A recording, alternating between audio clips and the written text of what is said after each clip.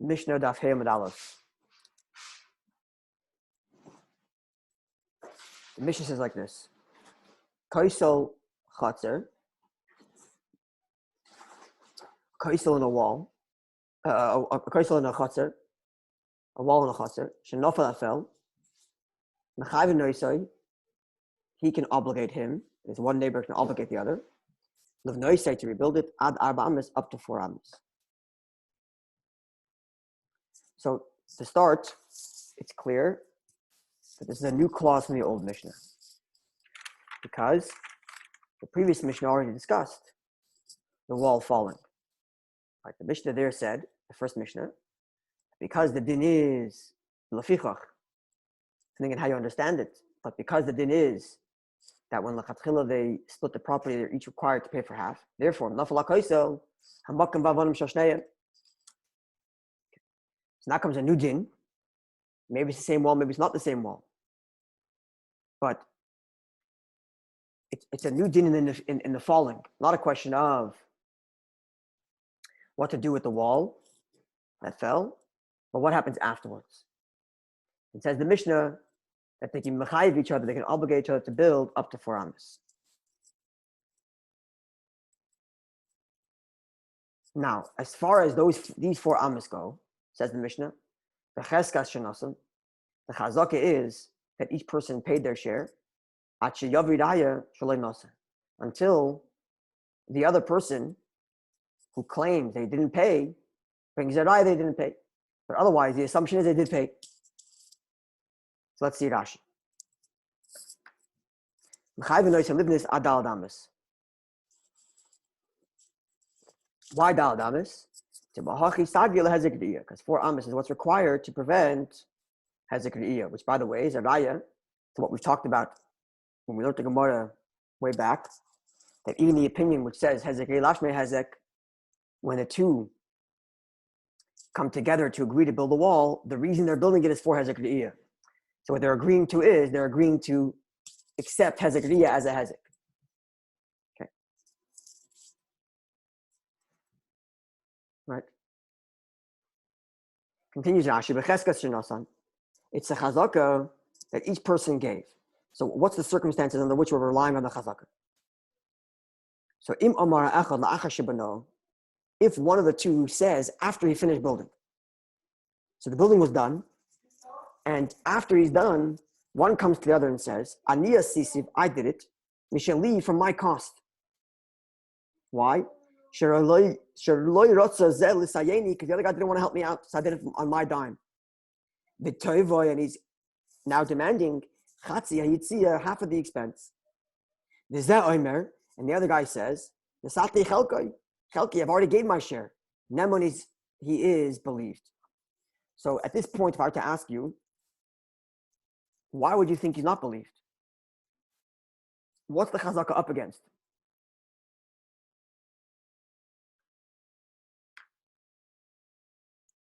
What's he up against? It's a question to keep in mind. We'll come back to it. I'm going to point out a few things. Number one, Rashi does not mention space. Whose space is the wall on? Doesn't mention anything. Number two, the person is coming to ask him to pay for it after they built, not before.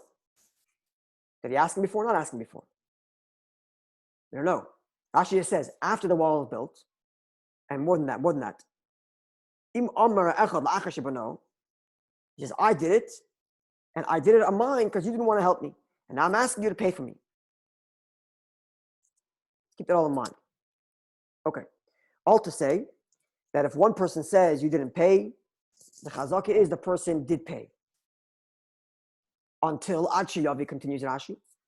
Ad Sheyavi Raya, until the Mishnah said, the person is, the presumption is that each person paid their share, even if one person comes and claims, no, you didn't, as Rashi just finished saying, until the person making the claim brings a proof they didn't pay. So what's the proof that you didn't pay? How do you prove the guy didn't pay? How do you prove? So says Rashi, till the person making the claim brings Eidim. He brings witnesses, and the witnesses testify, Shetavo, that I already demanded you to give me money.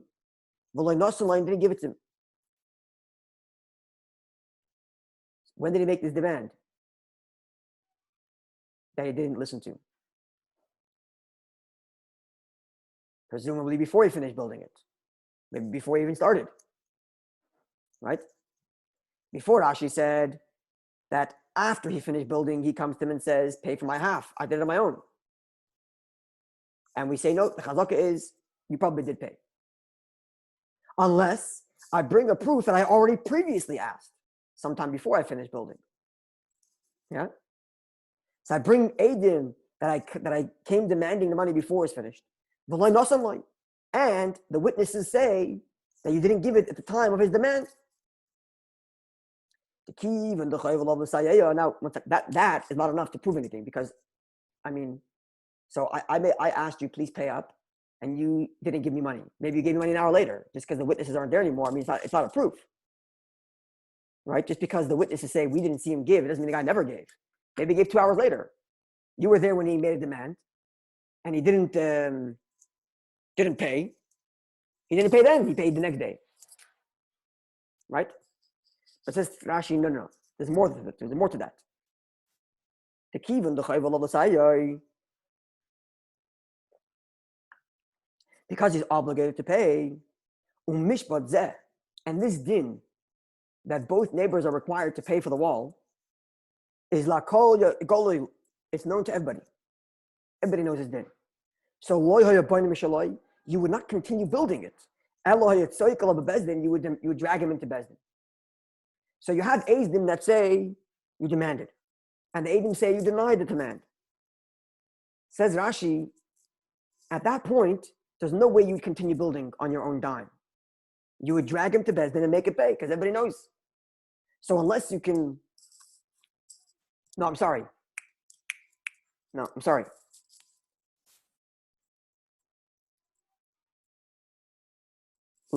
do it again. Sorry. Rashi is saying if you bring Eidim that testify that you asked and the guy said no, then the fact that you continue to pay means l'chora. What's Rashi saying? Help me out here. Let's play it out, right? We're trying to bring a raya we're trying to say what? That once that you have a chazaka that you paid. The fact that you continued means that the other guy paid. It means the other guy what? Paid? Yeah. Well then, why is it?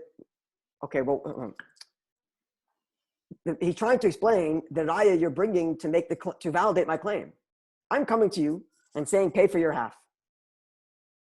So says the Rashi, says the Mishnah, the other guy Mistama paid. We disregard your claim. Unless you bring a proof. What's the proof? I brought Eidim that testify that I demanded you pay, and you said no. And that's the raya when you'll actually end up paying. When that will be when we force you to pay, because I brought Eidim that say you refuse to pay. Why is that?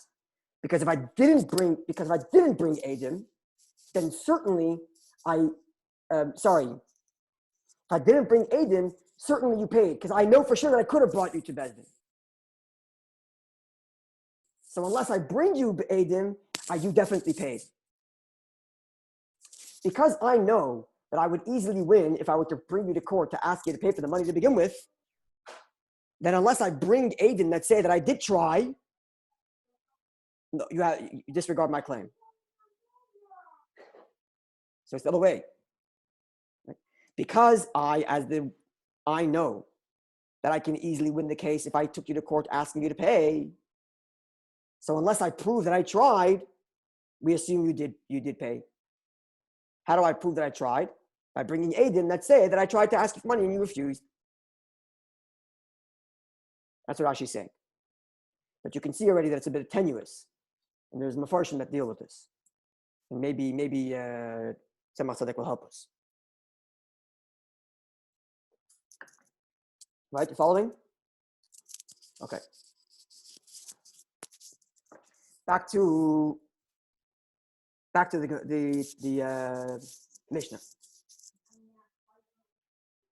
So this is all B'negeiah for first 4 amos. That up to 4 amos, they're both obliged to pay for the 4 amos. And if it's there, the assumption is they each paid, unless one of the guys come and say, look, I tried to make you pay, but you didn't. Now, if I don't have proof that I tried to make you pay, mistama, the guy did pay because everybody knows I can make him pay. And I would have tried if I could. I certainly would have tried. But if I bring a eye that I did try, then the chazaka falls away because I tried to make you pay and you didn't. And therefore, the guy will have to pay for it now, even though the building's already done. Okay. Now, this is all when they get to the first 4 amas where there's hezek and the din demands, and everybody knows that the din demands that it be split evenly, and therefore the din expects me to make a claim against you. And if I can't prove that I did, and you refuse that claim, then you have a chazaka that you paid. Now, midalad amos l'mayla, but if for some reason they decided to building higher than 4 amas, one guy can't compel the other guy to build. I can't compel you to build more than 4 amas. And what if I went ahead and did build? Then, if I did go ahead and build, I still can't make you pay. Right? If I decided to build. But if you, the guy on the other side, built another wall next to it. So we built 4 amas evenly, let's say. We split 50-50. And then I decided to add another 4. I can't make you pay for the other 4. But then you went ahead and built an 8 amas wall on your side of the property. Now, presumably the reason you're doing that is because you're going to take beams and make a roof on the top of the wall that's between us and the wall you just built. You'll put beams across, making a roof, right? And that indicates that you're very happy with the 8-foot wall because you're about to make use of it with your 8-foot wall right next door. And therefore, says the Mishnah, even though you haven't yet put the roof between the 2 walls, the one that's between our property, half built in partnership, half built by me, and the wall you just built, you're about to put a roof up. You haven't done that yet. But the fact that you built that other wall shows you are about to, and therefore you enjoy the fact that there's an 8 amas wall. Then megalgal of a sakol, you make him pay for the other 4 amas. You make him pay for everything that's above the original 4 amas. Now, in this case, in the rest of the wall that's above 4 amas, the assumption is that the other guy did not pay. Unless he gives a eye that he brought. He has a receipt or he has some proof that he paid. Because since there's no chiyuv to build that higher than 4 amas, the assumption is, I didn't pay for it. So let's see Rashi. Samach le'kaisel acher. If the neighbor built a wall on his side close to the wall that's in the middle.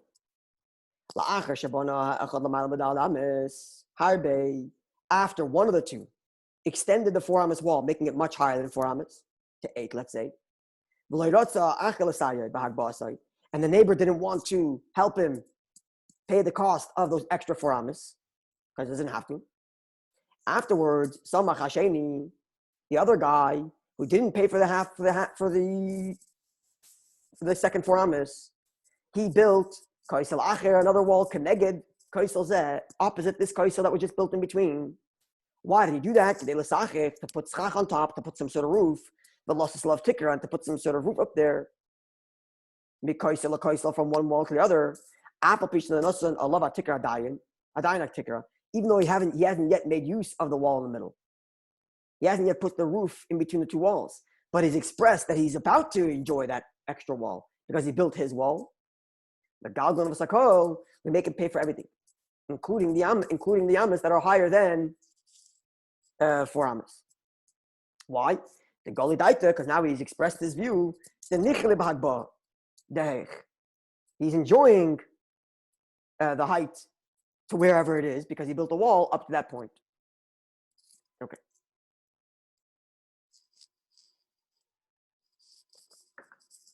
Now, as far as the last 4 walls go, it's the chazaka is the guy didn't pay. So what are the circumstances? Again, in bar if the first guy who built those extra 4 amas, and he takes the other guy to Bezdin, when's he taking him to Bezdin? Right after he built those 4 amas, he can't take him to Bezdin because he has no claim. What's the claim? But the other guy built his wall, and now he's taking him to court.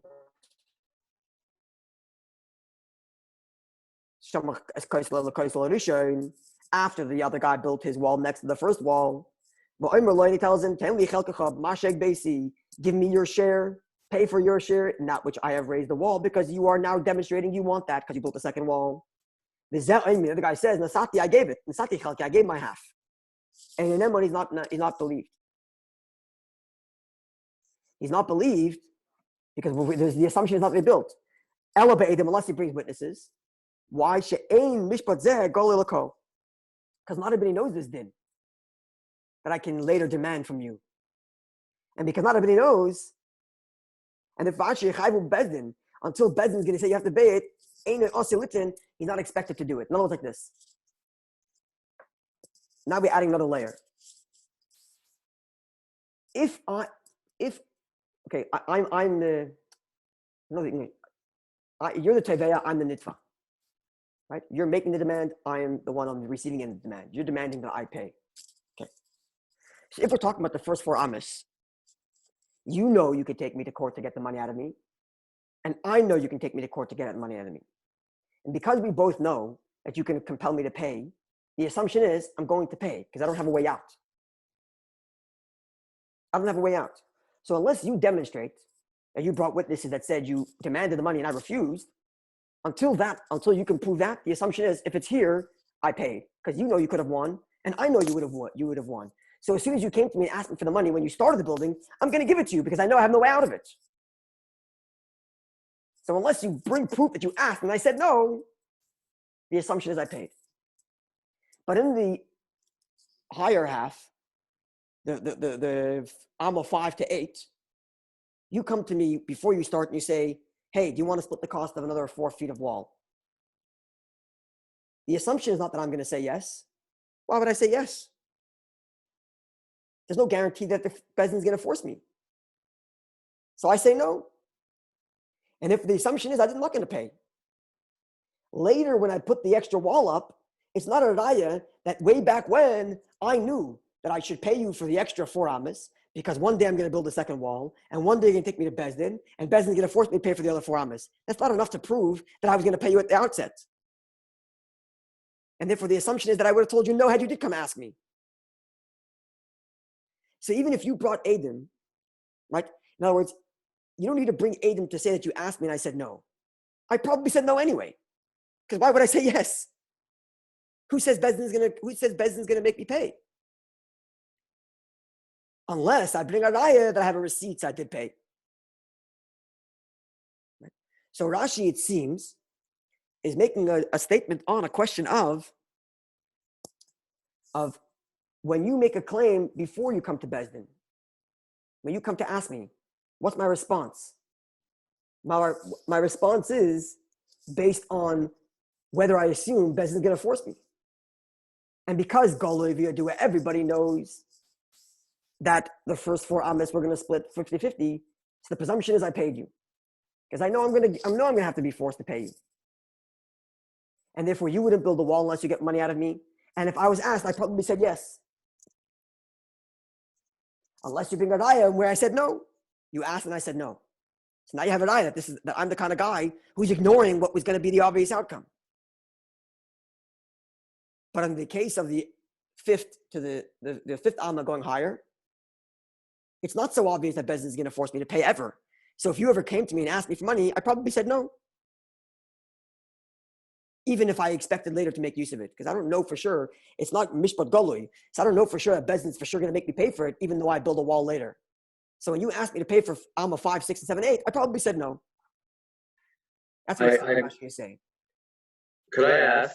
Yeah. And I'm probably missing something, but what's the kind of relevance? If any mechayim might say anyways, then in mechayim might say, who cares if what the chazaka is that he gave or he didn't give? He's not chayav to give. So when is there a claim against him that he needs to give? when I built the second wall next to you.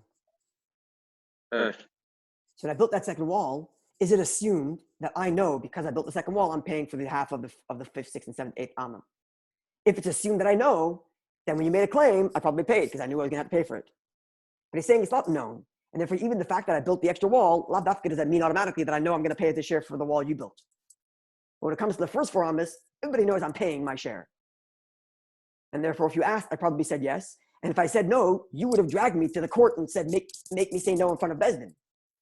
And then you have your raya for later when you come to make your claim, which is becheska shenosan ad shaloi yaviraya shaloi nosan. Okay. Now let's go to the Rosh, and then it's a Tzedek, and then we'll go to this piece from the Rebbe on Lag B'Omer.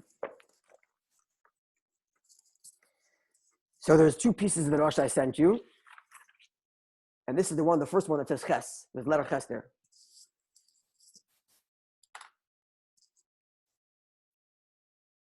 Okay.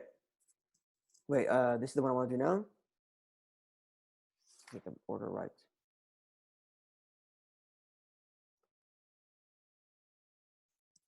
Yes. Okay.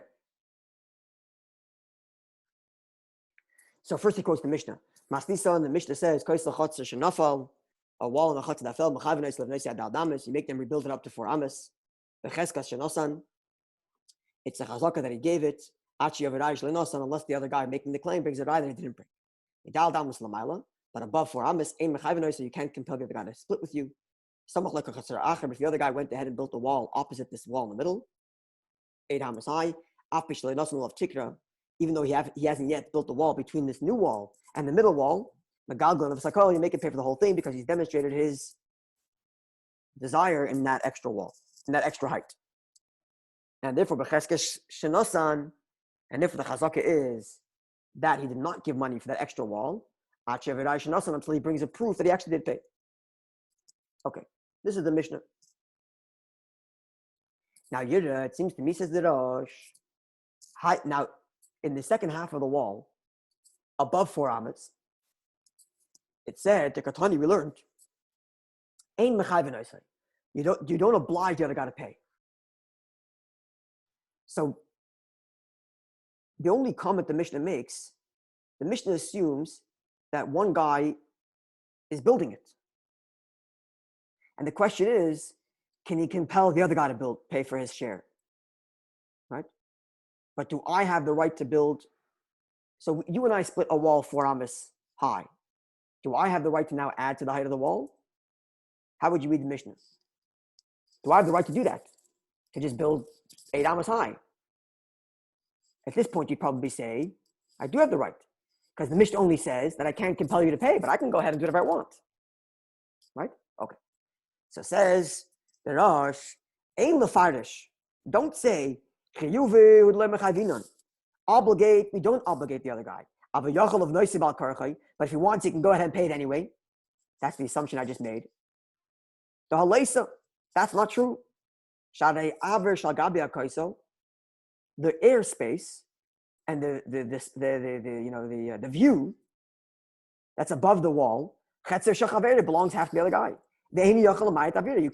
You can't stop my airspace. You can't stop the airflow. You can't stop my view. So let's say I have, we're back-to-back houses, and we have a 4 amas wall between us. Okay, I can't do anything about that. I'm happy. And then you go ahead and build into 8 amas. Now you block my window. You block the light coming in. You block the airflow. You block my view from the rooftop or whatever it is. You don't have the right to do that, says the Rosh. Moreover, he can say, not just the view, but avir, meaning the actual physical space on the top of the wall. The top of the wall is a surface. It could be a 6 tvachim wide wall if it's built of gazis or whatever is built in the Mishnah. 6 amas wide wall. So there's 3 amas of space that belong to me, and I want to use it. Maybe I'm going to use it today. I'm going to put up decorations. Tomorrow, maybe tomorrow I'm going to hang sticks on it. And I'm going to put, maybe I'll put another wall and then put thin slats going from my wall. And I'll put it on half of the wall that's on my side. So don't say as we assume from the language of the Mishnah, ein mechayv noise means you don't obligate him, but if he wants to, you can build. Says the Rosh, no, you can't build either. You can't do that because you can't just take away some guy's 3 tvachim or his airspace or whatever it is. So then how do you learn the Mishnah? Because the Mishnah only said in mechayv noise. The Mishnah didn't say ein yachal livnois. Elo, says the Rosh. This is how you should have to understand the Mishnah. Im shasak, if the neighbor was quiet, watching his neighbor build, so I was quiet while you're building those amas. I didn't protest. Then I forfeited my right. I didn't protest. And then then you can't come and ask me to pay. The loy tema, you shouldn't say, since I was quiet, and I let you build the extra amas, and I let you ruin my airspace. Certainly he's happy. And certainly he's hoping later to build another 8 amas high wall and build a roof. Right? Because you could have assumed, says the Rosh, that the very fact that I allow you to build higher than 4 amas means I'm happy with it. And the Mishnah is coming to Mechadish and saying, Kamash Malon, the aim Mechav on our side. You don't do that. Until he actually builds another one. Yishum Vikula Alma, because everybody agrees, La Dina Gmiri. It's not like a clear-cut din. It's quite possible I didn't even know that I can protest it. It's very possible that when you built the 5th amma, 6th amma, 7th amma, I didn't say anything because I didn't even know that I could say something. I figured, look, the wall belongs to both of us and you have the right, you can do it. And the fact that I didn't say anything is nishkein raya that I don't like it. But be'etzem, I could have stopped you. And the fact that I didn't means I relinquished my right and you're allowed to continue building, but you still can't be machayev me just because I was quiet. Only later when I build the 8 amas high wall, then it shows that I wanted it. This is the Rosh. Now it's called the Tzemach Tzedek. Very geschmack piece here. Okay, it's not clear. Please tell me now before we move into the Tzemach Tzedek.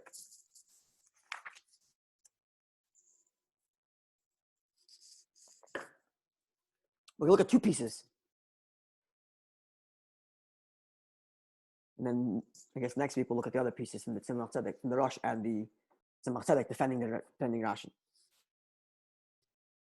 So we're looking at the Tzemach Tzedek's Mishnah Dalad Ad Arba Amas. Okay. Pirush Rashbam. Rashbam explained. Earlier, Daf Beis Amud Beis. I'm not sure why it calls it Rashbam. It's actually Rashi. Just if you have a Gemara in front of you, go to Daf Chavtes. Where is it? Yeah, go to Chavtes Amud Aleph. If you have the Gemara in front of you, Chavtes Amud Aleph. So on the right-hand side, in the middle of Rashi, says, Ad kan Pirush Rashi Zatzal, Mikan be'elech Pirush Rabbi Shmuel bar Meir, Rashbam. So in a little footnote there, they say that Tfus Pizru HaNusach kan Meis Rashi. Rashi died at this point, or passed away. But anyway, it's clear that up until here was Rashi, not Rashbam. But anyway, Tzemach Tzedek writes here Pirush Rashbam. Even though in a few seconds he writes Rashi, but it could be just a mistake in the printing, I don't know. Anyway, Pirush Rashbam le'il. Earlier, Rashi said, Daf Beis Amud Beis, Tivra Maskal Seifa, Sha'apa Pisha Koisel Rishon Shenafel HaGavoya Yesem Arba Amas. The Gemara in Daf Beis Amud Beis quoted this Mishnah, you might remember. And the Gemara there quoted our Mishnah as a raya that Hezek Riyash Mehezek. How is this Mishnah a raya that Hezek Riyash Mehezek? Because Koisel Chotzer Shenafel Mechayv and Oisel Livens Adal Damas. Why the Mechayv to build Adal Damas? If Hezek Riyash Mehezek, L'chor they should only be they're only Mechayv to build it if they want to. The Gemara brought this as a raya that Hezek Riyash Mehezek. Right? And the Gemara there said, no. The reason why it said Dal Damas is only because the previous owners already had it. And therefore, the previous owner's Hezekriya rolls over to the new owner's Hezekriya. Does this ring a bell? Yeah? But then the Rashi said like this. That means to say that the real vart is that even though the previous owners had a 10 amas high wall, only 4 amas rolls over. Remember that? Rings a bell? The Rashi said there. If you want, you can look at the Rashi in Daf Beis Mebeis. Beis Mebeis, Rashi says, Sefer Istichalei. Kolaymar, meaning to say, Beis Mebeis, Rashi, the left-hand side, it's a little below the middle. Sefer Istichalei.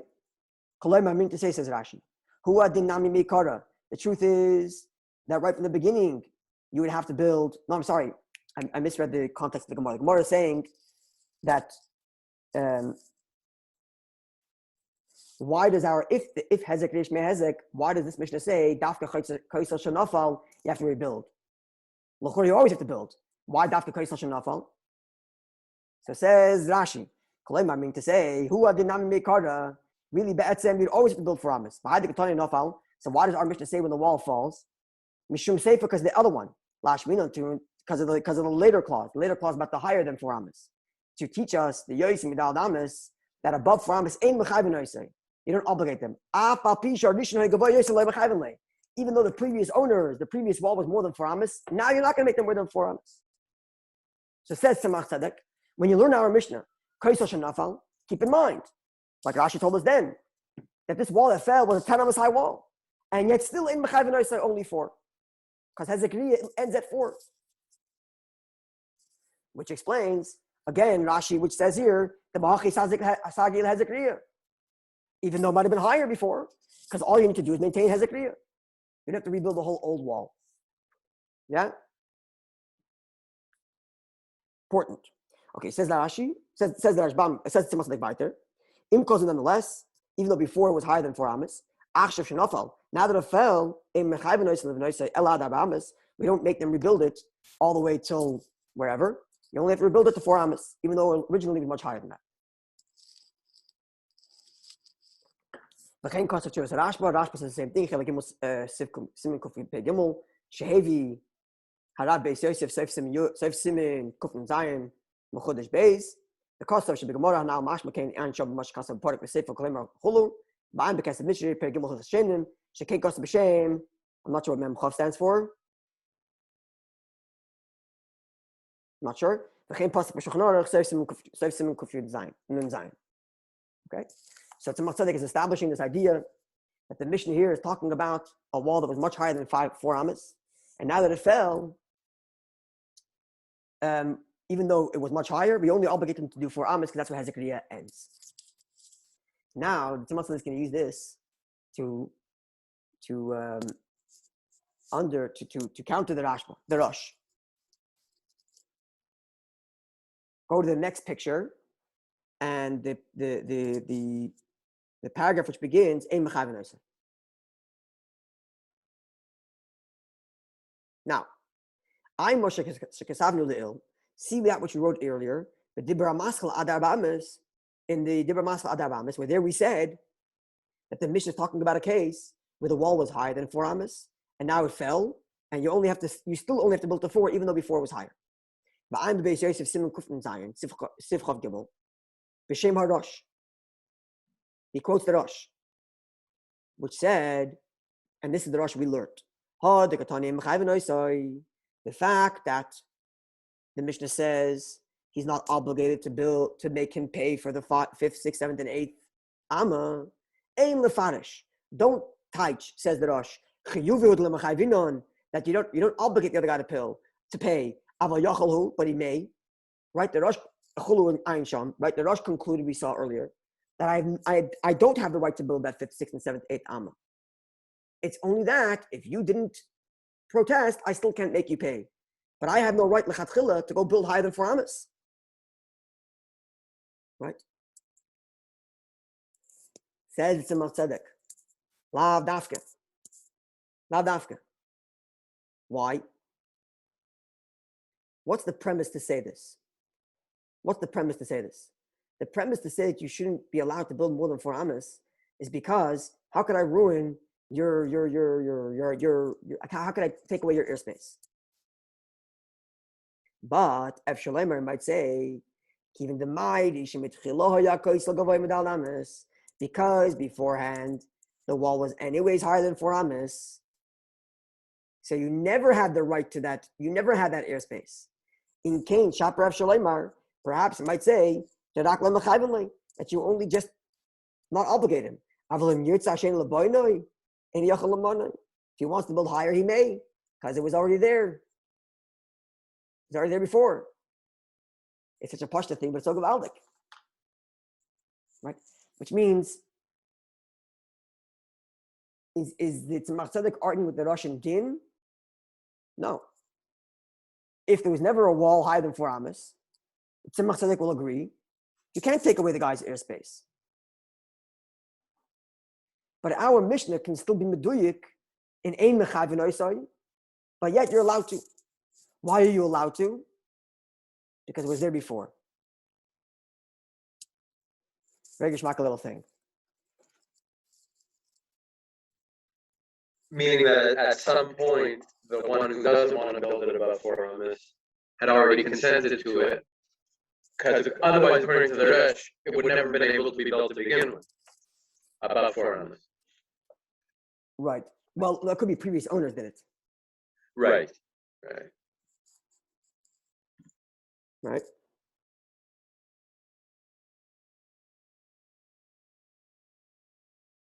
Yeah.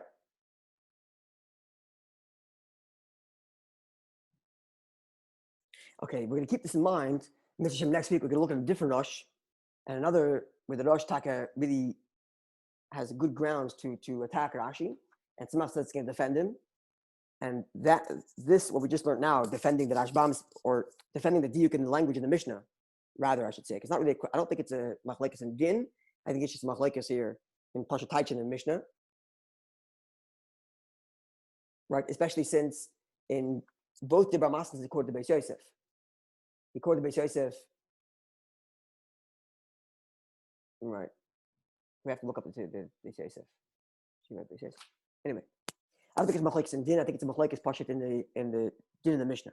But when we get to the next Rosh, and where the Rosh outright argues with Rashi, and Tzemach Tzedek defends, I think when we tie the two together, we're going to have a nice mahalech and how to look at Rashi. Okay. Okay, is that clear? Otherwise, we'll.